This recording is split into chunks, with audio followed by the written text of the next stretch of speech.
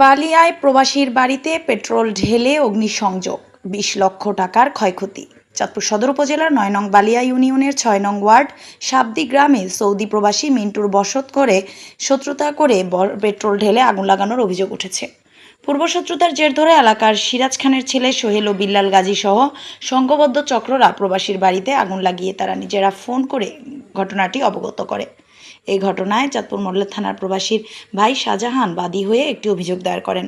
গত ১৬ সেপ্টেম্বর গভীর রাতে প্রবাসী মিন্টুর বাড়িতে এই অগ্নিকাণ্ডের ঘটনাটি ঘটিয়েছে। ঘটনার সময় প্রবাসীর স্ত্রী সাথী বেগম তার বাবার বাড়িতে চলে যাওয়ায় সেই সুযোগে এই অগ্নিকাণ্ডের ঘটনাটি ঘটায়। সেই ঘটনায় প্রবাসীর ভাই শাহজাহান অভিযোগ করে বলেন, দীর্ঘদিন যাবৎ সাবদি গ্রামের সোহেল খান ও বিল্লাল গাজী জায়গা পাবার কথা বলে বাড়িটি দখল করার চেষ্টা করে। ঘটনার দিন বাড়িতে কেউ না থাকার সুযোগে বুঝে বহিরাগতর সাথে নিয়ে বাড়ির জানালার দিকে পেট্রোল ঢেলে আগুন লাগিয়ে দেয়।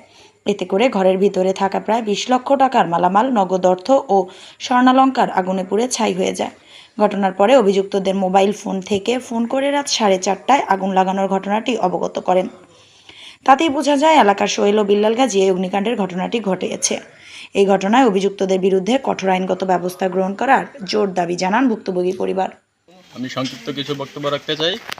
আমার এখানে আজকে ২০ বছর যাবৎ আমরা এখানে অবস্থান করতেছি। এই জায়গা নিয়ে আমার সাথে দুজনের সাথে একটু বিরোধ আছে। এক নম্বর হলো সোহেল গাজী, আরেক নম্বর হলো বিল্লাল গাজী। এই দুজনের সাথে আমাদের সাথে একটু শত্রুতার জের আছে। এই জের নিয়ে আমাদের ঘরে এভাবে আগুন লাগানো হয়েছে। আমরা রাত 4:32 জানতে পারছি যে আমাদের ঘরে উনিই জানাইছে আমাদেরকে আগুন লাগছে আমাদের ঘরে।